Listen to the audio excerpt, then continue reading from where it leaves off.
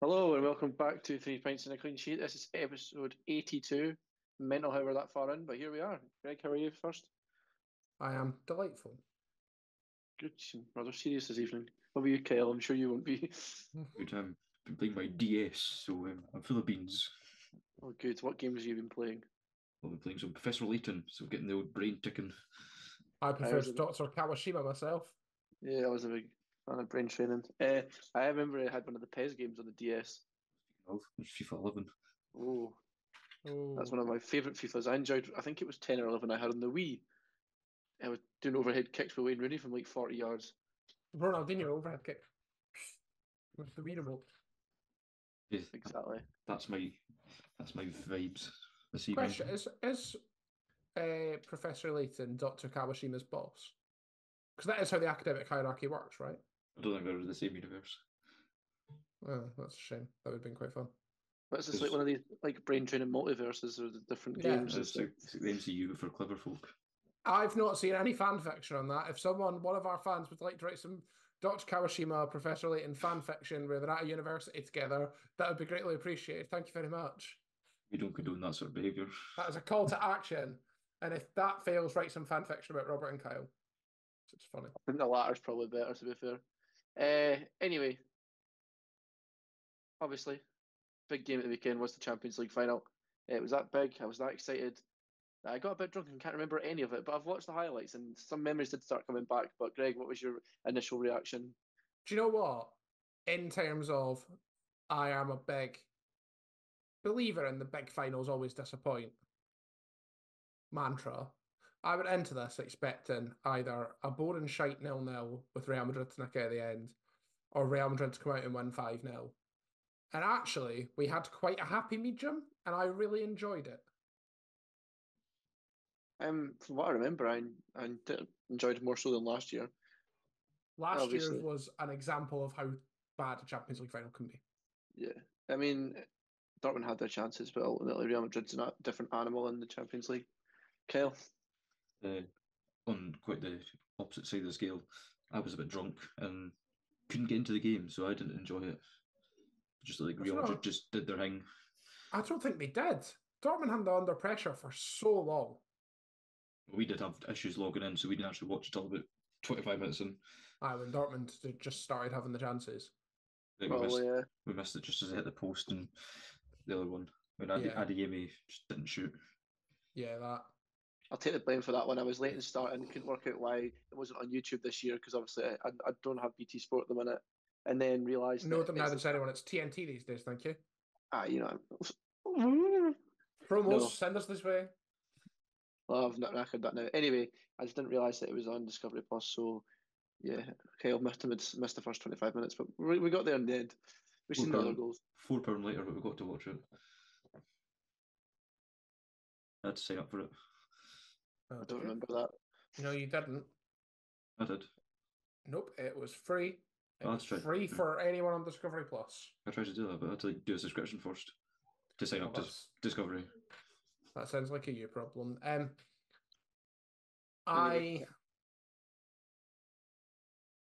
Real Madrid was inevitable. I did say Real Madrid from a set piece. I said much later than when they did score, but Real Madrid from a set piece was correct. Also, when I bet on that, they were warned. Like they fired a warning shot 5-10 minutes before, and then obviously it's a fantastic header from Dani Carvajal. We guy in the pitch. I will say though, and I should, I hate this Real Madrid team. Like I actively detest them. They are full of grade A pricks. That whole squad. Breaking news: Real Madrid is just disbanded because Greg does not like them. Maybe they might be grade A pricks, but they're great footballers. But like, there's no one as a neutral. There's no one in that squad remotely likable. Bellingham. Oh yeah, the man who was basically forced by the media to cry tears at the end. It was a bit weird. And it looked a bit forced. I like Carvajal. I cannot stand Dani Carvajal. Of all the people, I cannot stand Dani Carvajal. He is the biggest prick of all the pricks. He's Mr. Loyal. I liked when he started Just a doing prick, though. the Matador thing at the end. Or was that Valverde? I can't remember. One of them did it. What's the other thing I was going to say? Jude Bellingham noticeably absent in that game. Did the square root of fuck all. Well, an assist, didn't he? Yeah. Assisted Vinicius.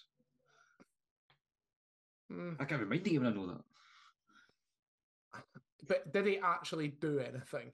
Like, nah. They got an assist, so you can't really take it off him.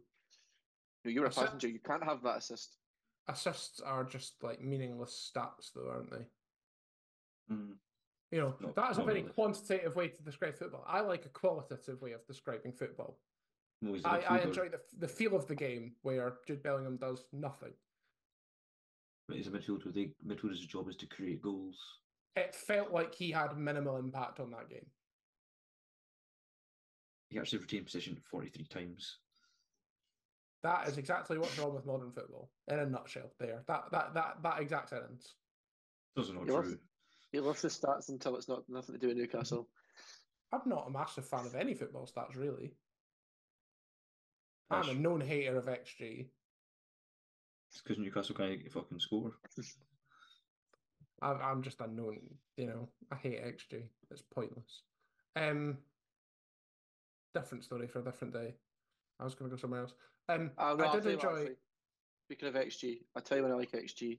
When me and Kyle are playing FIFA and I've got like a 0.5 XG and I'm winning like 3-0. Yeah, but if we're talking about how bullshit XG is, FIFA XG is even worse. I know. Sorry, I just wanted to get that point in there. Sorry, Kyle. Sorry, I don't think I'm reading champion anyway. So. Real Madrid as well. Right. How much of an overstatement is it to say that they're a different animal in the Champions League?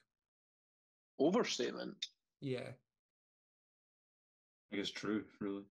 It is. They just always do it. Well, sorry, 9 times out of 10, they always do it. Recently? Bayern Munich. Last month. Just turned it on, brought it back.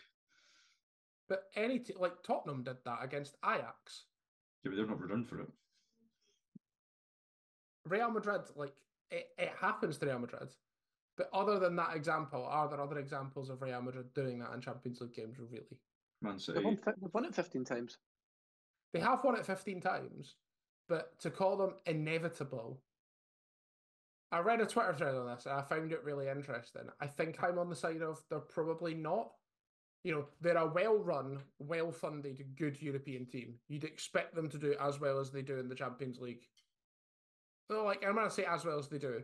There's the period of 3 in a row, which I will admit is remarkable. But beyond that, there's an argument that kind of the period before that, they actually underperformed for a very long time. This inevitability seems to be built on maybe 1 or 2 seasons that aren't contiguous. I mean, they've won it 5, I think it's 5 or 6 in 10 years, which is also remarkable. But is it not also like twice in 6 years? I don't know. But I don't know. I think you can prove whatever point you want by where you draw the line. But there's no other team that really compare. Which other team has won that many Champions Leagues and had the bottle to do it? That's fine in that period. 2 in 6 years isn't uncommon. Debatable. Not many teams do it. Barcelona in that period under Guardiola, Man United under Ferguson. Well, that was 2 in about 10 years. Yeah. Well, it was 3 finals in 5 years.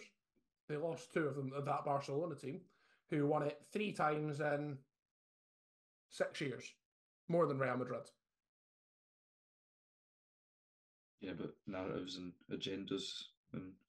Yep, that's exactly what I'm saying. But Real's also won it 10 more times than them. Yeah, but quite a lot of those times were before any of it even... Like 5 of them are before any of it even really mattered. That is probably kind of true. It was quite a different game back those days. Lots of it is built on that historical premise. What I think will be interesting is the new format next year. I think it's going to be absolute shit. Yeah, I do, but I think it'll be interesting nonetheless. ultimately, Real Madrid are one of the teams that will benefit from that format.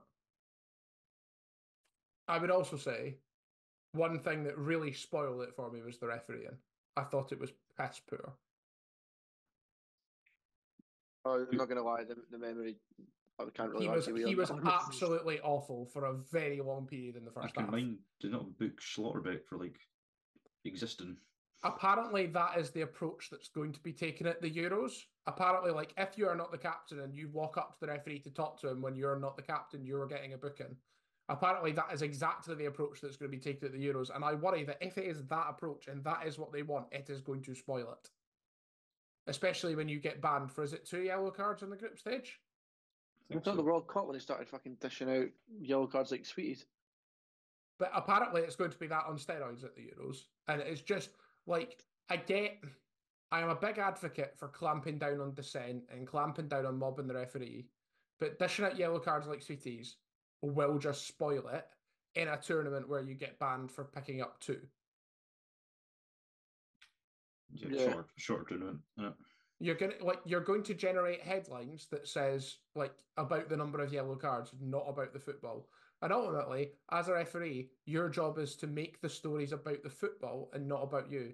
Also, to go back to the actual Champions League final, Vinicius Junior shouldn't have been on the pitch. He's a bit of an arsehole, that boy. He got a booking for fouling Kobo. And then the one that Schlotterbeck got booked for, he dived. Immediately before that, Schlotterbeck went over the referee and went, he's just dived, and the referee booked Schlotterbeck. The thing is, in a Champions League final, they're not going to send Vinicius Junior off for that. The referee should also not have been there for reference. He's Slovenian. The UEFA president is Slovenian. They're good pals. That's the only reason he had the Champions League final. I was going to say there's some dodginess. Perez isn't exactly a clean slate himself.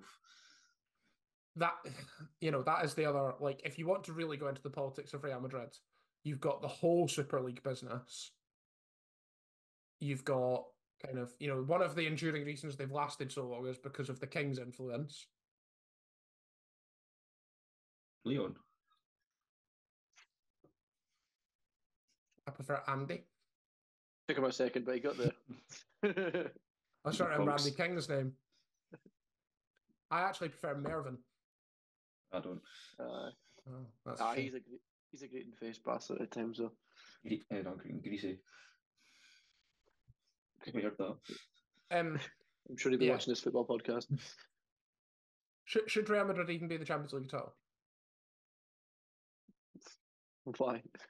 Given that Perez has said the Super League is alive and remains the dream. Yeah, but they're also champions of La Liga, so in that don't give a shit. But in that regard, is that anyone who started the Super League should have been booted out of the Champions League by now. I mean, he's got all the presidents in his pocket. Does it Perez? So what? Literally, do you know what, Florentino? Go and start the fucking Super League. No one else gives a shit. Go and do it, and the 3 people from Saudi Arabia who will watch it, and the rest of us will enjoy football without those teams in it. Yeah, then who's going to win the Champions League every season? Whoever wins the Premier League. Hopefully that's our talks. We're in the next season. If Man City weren't bottle merchants, that's what should have happened, really. I think you're just putting lures out now to see how many bites you can get. I'm not putting are you saying that Man City wouldn't have cakewalked this if they hadn't gone out to Madrid in penalties? They didn't. Well, they did beat Madrid in penalties, so they couldn't have cakewalked it. Because they're bottle merchants. Penalties is a lot. Won it last year, though, to be fair. They did. They should have won it more than that. But they're also bottle merchants till one season. Yeah. Because they couldn't lose. They're the best team in the world. Still exactly that. I to go back to the actual original point, I do think the kind of Real Madrid are inevitable in the Champions League is somewhat of a fiction. Nah. That's one for the comment section. Yeah. Speaking of Madrid, Mbappe has been officially announced now. He is signing with Real Madrid as his contract at PSG has expired. It will be quite funny if they don't win the Champions League next season. I was going to say, I bet he wish he had a year less in his contract. Could have got it this season and then that's it after that. At least he's won it. Well, that's the other thing, right? Should Real Madrid be pretty much expecting to be winning the Champions League every season? As of now, yes, with Mbappe. Yeah. I think even as of before, there's an expectation. I think it's just inevitability you keep going on about. I don't think it's inevitability. I think it's expectation. Well, you would if you won it the most times. You think, well, we just do it again and again and again. Yeah. All these players have won it 6 times plus. That's mental. Under 3 different managers? I couldn't tell you. 2 different managers, 3 different managers. I think it was just 2. Was Zidane won 4 or 3? Zidane and Ancelotti. I think Zidane's won 3. Yeah. I think 3 apiece. Zidane was there for 3. He did the 3-peat, didn't he? He did 3 repeat. Was it Ancelotti, Zidane? Ancelotti then? Quite possibly. 2 managers is the main point. I enjoyed his interview when he was just talking normally, and then all of a sudden he just starts bursting into song. I don't know if you saw it. It's quite a good watch. Yeah, so obviously I think that was inevitable that Mbappe was going to Real. I think that's going to be linked for a while. I couldn't picture him going to when he used to be linked with Liverpool and such. Isn't it Newcastle for a while as well? No. Arsenal. No one serious believed that. No one serious believed Kylian Mbappe was going anywhere other than Real Madrid.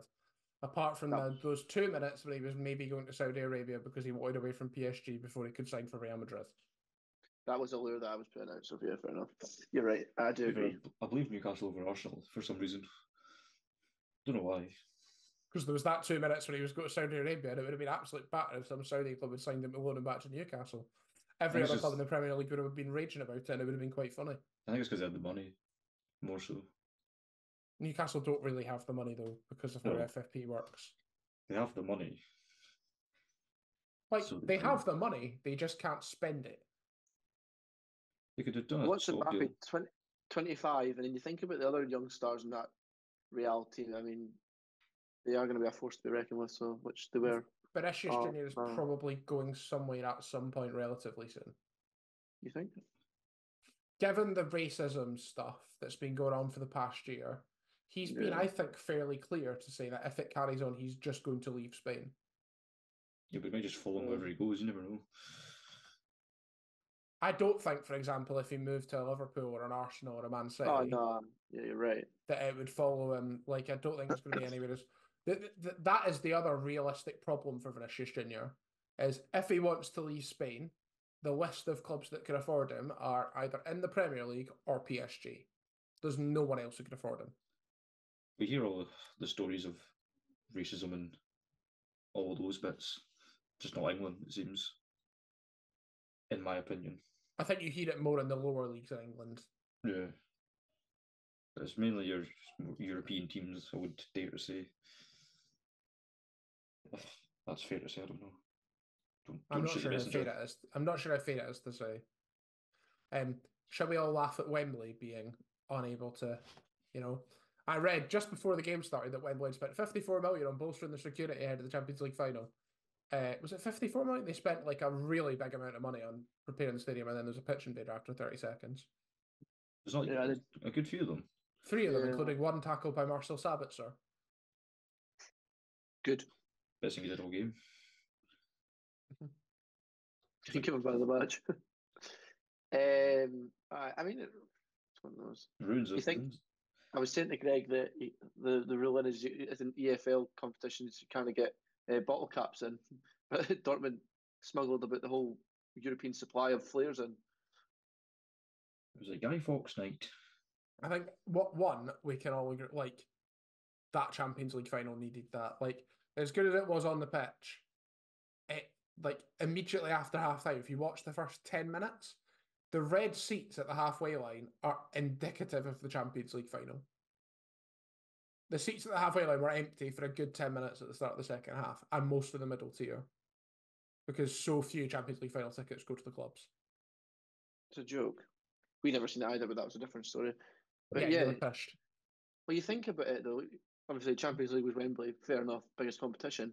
But I can't even remember. I'm not even going to guess. But the point remains, I was raging about it last year. The Conference League is still a European final. I know it's not as big as the Champions League, obviously, because it's like structural. But it's an absolute joke, that ticket allocation. for the. It's not right. It's in a small stadium. It was in Albania last year, I believe. It was in Athens this year. I mean, Well, yeah. It's all a money game for all the sponsors and folk. Oh no, sorry, it was in Prague last year. It was in Albania the year before for What was Sevilla? Roma versus Feyenoord. Feyenoord, that was Sevilla. Prague last year, Athens this year, and next year it's going to be held in Wrocław.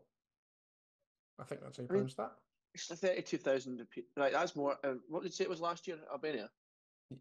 No, it was Prague last year. Albania. Prague. Even that's not that big a ground. I mean, I just think it should be bigger.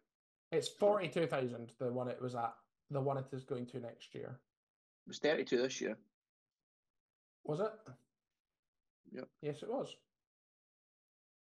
Anyway, we're going off the track here, but you know what I'm trying to say. Like Kel said, it's all money anyway. So I think it just makes. I think my whole summary of this, apart from the game, which was quite good, is that European football is pretty broken. Definitely. We might talk about that during the summer. Just favours the big 8. Big 8? I don't know, just the teams that did always do well. I think the ones you're looking for are it favours the Super League wanks plus Tottenham, who shouldn't have been there. No. Minus Tottenham, who shouldn't have been there. They don't get that far, so it won't take 1 year. So it doesn't really concern them. And then Musa Sissoko spoiled it for them. Anyway, moving on. I'm interested in your guys' thoughts about this. The Professional Football Association chief has warned FIFA that players are willing to go on strike if they continue to be overworked. He asked how far they would like to go, and some of them said, I'm not having it, we may as well strike. Not even the union, several managers have said it, largely to do with the changes to the Club World Cup, also the, changes to other different competitions and more football being played. Richard Kells summed it up again. It's all about money. Like, that's the only reason they change these things. Get more money. It is, but do you have a level of sympathy for the players? No. I think it goes back to that. They get paid a lot of money. It's their job. I have sympathy for them. Athletes. To some extent, I had sympathy for them until I read the quote, which was, some said, what's the point? I'm a millionaire, but don't have time to spend the money. I had sympathy for them until I read that sentence. Yeah, that's kind of knackered it. They get 3 months off in the summer. But not anymore, they don't. Oh, they get 2 months. This summer there's the Euros, which start immediately. Some of them are maybe at the Olympics. So, some of them might not have a break at all this summer. Also got the Africa Cup of Nations and I think competitions like that shut down here and there. Yeah, you had Africa Cup of Nations just gone, an Asia Cup just gone. You had Copa Americas this summer. You've had a Winter World Cup, essentially last season. That's what knackered everything, I think. Which was also done for money. You had a Winter World Cup. You've got another Winter World Cup in 2030 in Saudi Arabia. Forgot about that. You've got a Club World Cup next summer, so it's not even a summer off. It's going to be Euros. If you're European or South America, it's going to be Euros, Copa America, Club World Cup, World Cup, Club World Cup. I don't know if Club World Cup's every 4 years, but every 4 years, every 2 years, but potentially you can have one summer off in every 4. Just a vicious cycle that they've got themselves into now. And they keep changing things, like, i.e. the Champions League, bigger format, more games. Yeah. And then, there is, I think the union referenced that. The union does reference saying, some of those changes have been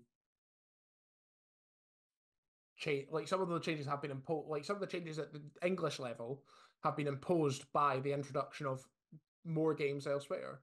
If you look at, for example, the scrapping of replays in the FA Cup, which we've covered in detail, and then this week it was announced that in the League Cup in England next year, they're going to seed teams, so teams in the Champions League and Europa League cannot face each other, and will therefore be drawn against weaker opposition. This defeats the whole purpose of a cup, really. If you want less games, scrap the League Cup and literally just pay the EFL more money. The Premier League gets far too much money as it is, and it does not redistribute down the pyramid enough. Well, they need to have their own Turnix Tea Trophy. Where's Do they get Justin They Pink? do. It used to be I thought it was formerly. I thought it was just Bristol bottom two. Street Motors come. I thought it was just Now bottom it- two leagues. It is. Champions League. Championship doesn't need any more. Oh, couldn't hurt. Give them something to play for. But yeah, you do. Well, I think the point of the one in League One and League Two is that it's during the international breaks. Yeah. Championship obviously doesn't play during international breaks. I think the seeding part is a joke because it means like you say, teams are gonna have an easier run now. I can offer an alternative solution. I'm going to get my point in here. Premier League teams often stumble against and find hurdles against Championship sides in these cup runs. So, yeah, I mean, the Championship wasn't a good example, but because obviously it's the European teams that are seeded, but still, you know what I mean? Yeah, I can offer a different proposal, which is you still get a place in Europe. I think it's the Europa Conference League place that goes to the winners of the League Cup. You could either decide you want to keep that or decide you want to scrap giving a European place to the winners of the League Cup. And you could just say, if you play in Europe, you're not getting into the League Cup. Like the Scottish one, the League Cup. They don't play in the group stages anyway.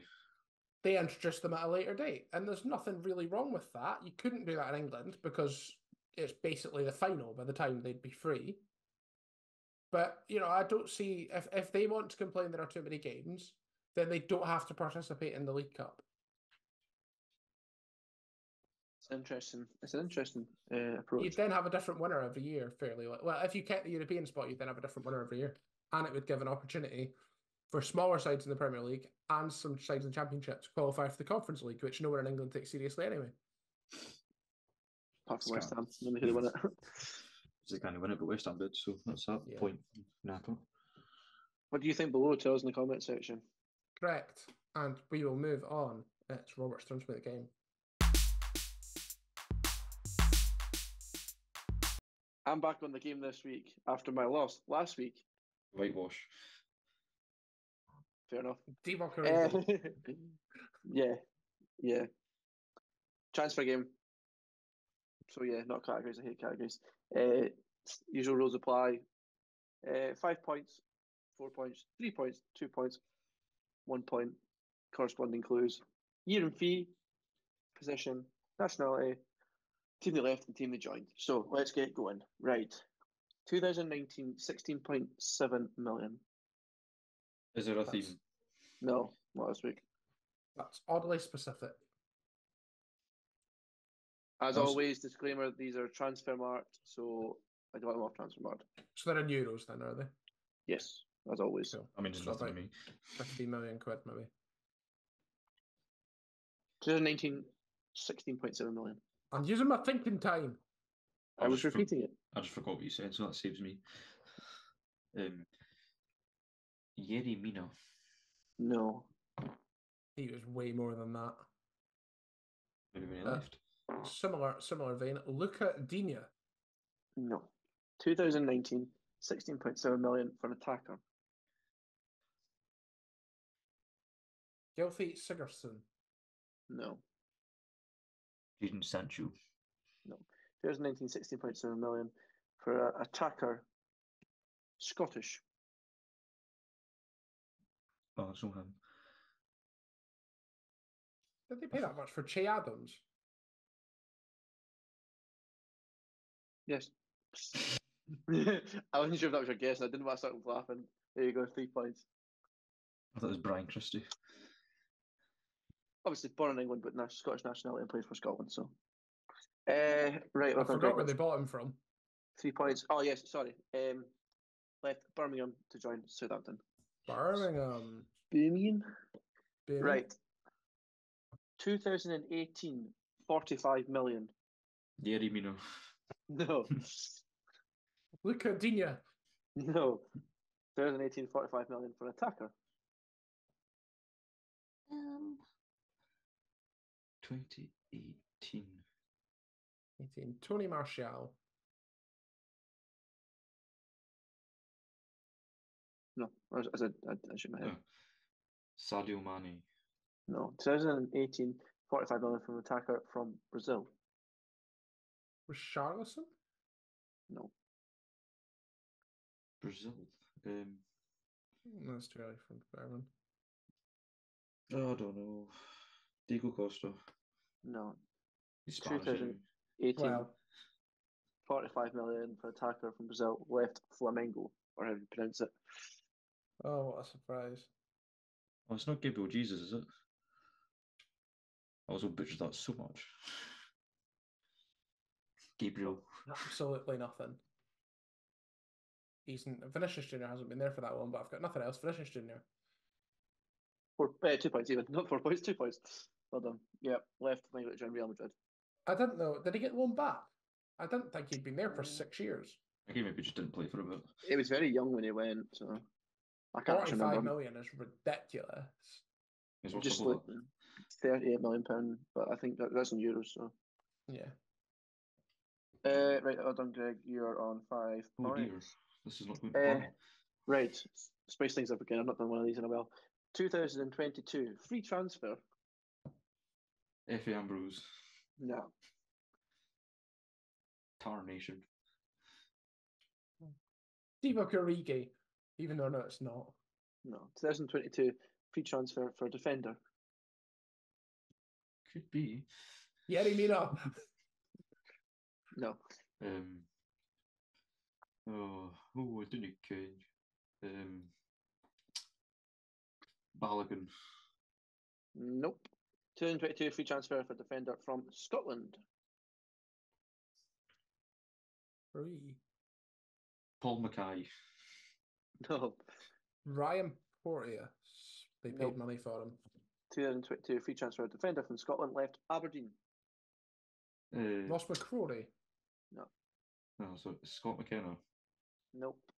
2022 free transfer for a defender from Scotland, left Aberdeen to join St Johnstone. Andy Considine. Yeah. 1 point. Well done. Yes, sir. I can boogie.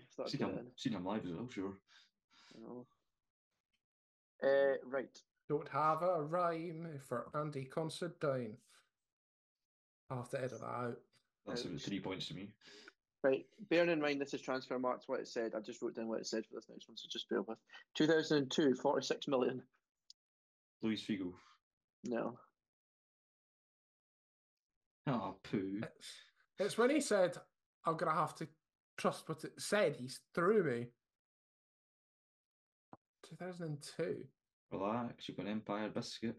No, thank you. I don't want an Empire biscuit. I want a snowball. Kaka. No. 2002, 46 million for a defender. Too early. Too late, sorry. I can't think of anyone else who went for that money at that time. Any fucking defenders? Rio Ferdinand. That's right. I was thinking Jonathan Woodgate. That's 4 points that's or 3 points? 4 points. 4, I couldn't 5 remember. each. That is for reference. Literally the name that was in my head. Literally, I went, nah, it's too early, and I don't think he went for that much. I should have just said it. I was going to say it as a joke guess after Kyle guessed. Leeds to join Man United. It was the Leeds to Man United bit that kind of I want to do it for, to be honest. As soon as I heard from England, it would have been Rio Ferdinand. I just had nothing, I didn't believe in myself. This is a decider then. Kyle's rescued it. 2011, 8.95 million. Stu Downing. No. Which one will I pick? Young Bai. No. 2011, 8.95 million for a goalkeeper. Ooh. Tim Krul. Nope. Actually, wasn't worth that much. I think it was worth more than that. Eventually. In my heart. You're seeing a bad keeper. Sorry, I'm just using that to stall. Yeah, I know you are. Good luck with sticking. Alright, keep going. Right. 2011, 8.95 million for a goalkeeper from Belgium. Mignolet. Nope. Thibaut Courtois. I realised Well as I done. said it. Well done. 3 points. Greg is the winner. Yes, Belgium obviously left Genk to join Chelsea. That was the first time he went to Chelsea. I didn't think it cost that much money. Never left Chelsea. He never actually left Chelsea. Just went on loan. No, with the loans, you know what I mean? Yeah. Where did he go on loan? Was it back to Belgium Atletico. somewhere? Was it Atletico? I mean, he was at Atleti for years. He went to Real, like a turncoat. Yeah. Well done, Greg. Yeah. Thank you very much. Yeah, and that brings us to the end because we've not got any predictions because the season's over. No tiebreaker. Don't need one, mate. There was no tie. I'm going to use it for another week. So, apologies. But yeah, that brings us to an end for this week. So thank you very much for Before we watching, go, listening. Reminder about the showdown. Coming soon, I promise. Will be happening soon. Keep your eyes and ears peeled. Yes, also keep an eye out for some Euros content. We are obviously all going to Euros and we'll be keeping you updated on our socials. And if you see us, say hello. Yes. Unless it's an evening time, then don't, so we'll not see you. Yeah. But yeah, thank you very much for listening. This has been episode 82. See you later. Keep your ties peeled. Godspeed.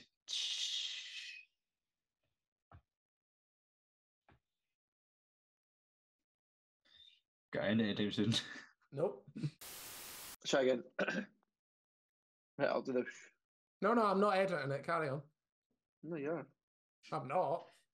I hate Newcastle. There. I'm fine. We all know that. No. You have to edit this bit out. No, I'm not editing this bit out. I'll leave.